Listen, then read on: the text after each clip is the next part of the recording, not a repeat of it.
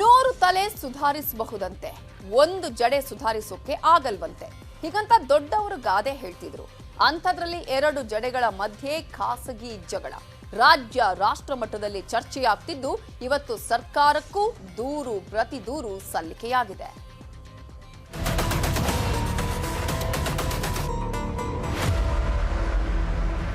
Rohini Sindhuri IAS ಅಧಿಕಾರಿ, D Roopa IPS ಅಧಿಕಾರಿ.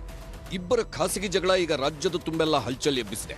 ನಿನ್ನೆ ರೋಹಿಣಿ ಸಿಂಧೂರಿ ಅವರ ಖಾಸಗಿ ಫೋಟೋಗಳನ್ನ ಶೇರ್ ಮಾಡಿದ್ದ ಡಿ ರೂಪಾ ಪುರುಷ ಅಧಿಕಾರಿಗಳಿಗೆ ಯಾಕೆ ಖಾಸಗಿ ಫೋಟೋ ಕಳಿಸಬೇಕಿತ್ತು ಅಂತ ಪ್ರಶ್ನೆ ಮಾಡಿದ್ರು. ಡಿಕೆ ರವಿ ಜೊತೆ ಲವ್ ಅಫೇರ್ ಇತ್ತು ಅಂತೆಲ್ಲ ಆರೋಪಿಸಿದ್ರು. All I can say is get well soon. Professional ಆಗಿ ಏನಾದರೂ ಮಾತಾಡಲಿ, ಪರ್ಸನಲ್ ವಿಷಯದಲ್ಲಿ ಮಾತಾಡಬೇಕಾದ್ರೆ I will take it very strongly. Photos ಕೂಡ ಯಾವುದು ಪರ್ಸನಲ್ ವಿಷಯ ಆಗೋದಿಲ್ಲ. ಸರ್ವಿಸ್ ಕಂಡಕ್ಟ್ ರೂಲ್ಸ್ ವೈಲೇಷನ್ ಆಗ್ತದೆ. ಪದೇ ನಮ್ಮ ಬಗ್ಗೆ ಮಾತಾಡುವ ಅವಶ್ಯಕತೆ ಏನಿದೆ? ಡಿ ರೂಪಾ ಆರೋಪಕ್ಕೆ ತಿರುಗೇಟು ಕೊಟ್ಟಿದ್ದ ರೋಹಿಣಿ, ರೂಪಾ ಮಾನಸಿಕ ಅಸ್ವಸ್ಥತೆ, ಗೆಟ್ ವೆಲ್ ಸೂನ್ ಅಂದಿದ್ರು. ಅಂಥವ್ರು ಇಂಥ ಪಿಕ್ಸ್ಗಳನ್ನ ಪುರುಷ ಅಧಿಕಾರಿಗಳಿಗೆ ಕಳಿಸ್ತಾರೆ ಅಂದ್ರೆ ಏನರ್ಥ? ಯಾಕೆ ಕಳಿಸ್ತಾರೆ, ಯಾಕೆ ಕಳಿಸ್ಬೇಕು? ಅದು ಪ್ರೈವೇಟ್ ಮ್ಯಾಟರ್ ಆಗೋದಿಲ್ಲ. ಸರಿ ಅಲ್ಲ, ಬೇಡ. ನಾವು ಒಂದೇ ಹೇಳ್ತೀವಿ, ಗೆಟ್ ವೆಲ್ ಸೂನ್ ಅಷ್ಟೇ. Get well soon. ಈ ತರ ವೈಯಕ್ತಿಕ ತೇಜೋವರ ಮಾಡೋದು ಸರಿಯಲ್ಲ. ಸಿಂಧೂರಿ ನಗ್ನ ಚಿತ್ರಗಳು ಡಿಲೀಟ್ ಮಾಡಿದ್ಯಾಕೆ? ಮತ್ತೆ ಡಿ ರೂಪಾ ರೋಹಿಣಿ ನಗ್ನ ಚಿತ್ರಗಳನ್ನು ಕಳಿಸಿ ಡಿಲೀಟ್ ಮಾಡಿದ್ಯಾಕೆ ಅಂತ ಮತ್ತೆ ಪೋಸ್ಟ್ ಹಾಕಿದ್ದಾರೆ. ಅಷ್ಟೇ ಅಲ್ಲ, ಡಿಲೀಟ್ ಮಾಡಿರೋ ಮೊಬೈಲ್ ಸ್ಕ್ರೀನ್ ಶಾಟ್ಗಳನ್ನು ಡಿ ರೂಪಾ ಹಾಕಿದ್ದಾರೆ.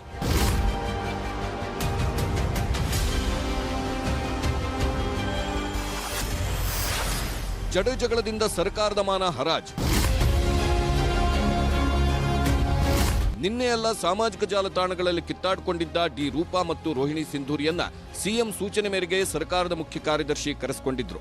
ರೋಹಿಣಿ ಬಂದು 15 ನಿಮಿಷ ಮಾತಾಡಿ ದೂರು ಕೊಟ್ಟು ಹೋದ್ರು. ಆಮೇಲೆ ಬಂದ ಡಿ ರೂಪಾ ಕೂಡ ರೋಹಿಣಿ ವಿರುದ್ಧ ದೂರು ಕೊಟ್ಟು ಹೋಗಿದ್ದಾರೆ. ಹಾಗಿದ್ರೆ ಇಬ್ಬರ ದೂರಲ್ಲಿ ಏನೇನಿದೆ ಅಂತ ನೋಡೋಣ. ಡಿ ರೂಪಾ ನನ್ನ ಬಗ್ಗೆ 20 ಸುಳ್ಳು ಆರೋಪ ಮಾಡಿದ್ದಾರೆ. ಖಾಸಗಿ ವಿಚಾರ, ಹಗರಣಗಳು, ಅಧಿಕಾರ ದುರ್ಬಳಕೆ ಪ್ರಸ್ತಾಪಿಸಿದ್ದಾರೆ. ಮೈಸೂರು ಕಟ್ಟಡ ನವೀಕರಣ, ಚಾಮರಾಜನಗರ ದುರಂತಗಳು, ಮಂಡ್ಯದಲ್ಲಿ ಶೌಚಾಲಯ ನಿರ್ಮಾಣದಲ್ಲಿ ನಾನು ಸುಳ್ಳು ಹೇಳಿಲ್ಲ. ಎಲ್ಲವೂ ಸತ್ಯಕ್ಕೆ ದೂರವಾಗಿದ್ದು ಕಾನೂನಿನಡಿ ಕೆಲಸ ನಿರ್ವಹಿಸಿದ್ದೇನೆ. ನನ್ನ ಮೇಲಿನ ಆರೋಪಗಳಿಗೆ ಈಗಾಗಲೇ ಸೂಕ್ತ ದಾಖಲೆ ಒದಗಿಸಿದ್ದೇನೆ.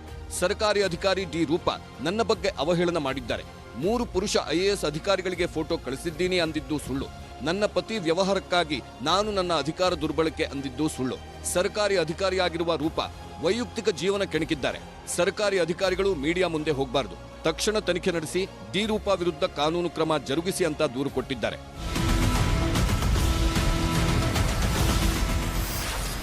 ಕೊರೋನಾದಲ್ಲಿ ಜನ ಸಾಯ್ತಿದ್ದಾಗ ಮೈಸೂರಲ್ಲಿ ಈಜುಕೊಳ ಕಟ್ಟಿಸಿ ಪಾರಂಪರಿಕ ಕಟ್ಟಡ ನವೀಕರಿಸಿದ್ದು ತಪ್ಪು. ಡಾಕ್ಟರ್ ರವಿಶಂಕರ್ ವರದಿ ಇದೆ. ವರದಿಗಳಿದ್ರೂ ಕ್ರಮ ಜರುಗಿಸದ ಅಧಿಕಾರಿಗಳ ವಿರುದ್ಧ ಕ್ರಮ ಜರುಗಿಸಿ.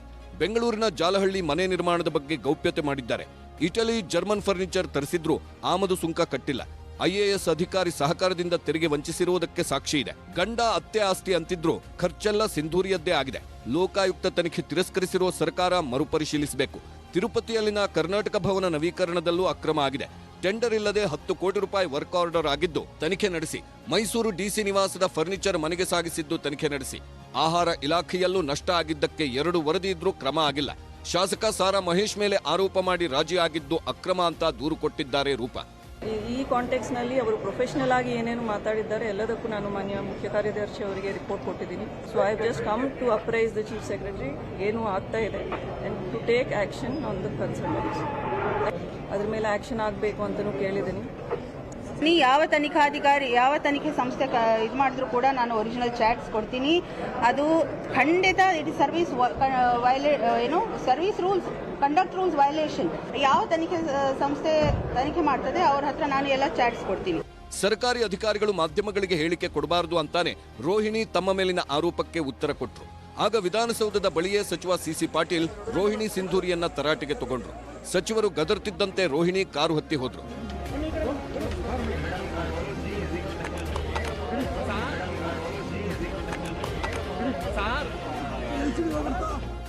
ಜಡೆ ಜಗಳದಲ್ಲಿ ವೈಯಕ್ತಿಕ ನಿಂದನೆ ಜೊತೆಗೆ ಜನರ ತೆರಿಗೆ ಹಣದಲ್ಲೂ ಅಕ್ರಮದ ವಾಸನೆ ಎದ್ದಿದೆ. ಸರ್ಕಾರ ತನಿಖೆ ಮಾಡಿಸಿ ಸೂಕ್ತ ಕ್ರಮ ಕೈಗೊಳ್ಳಬೇಕು.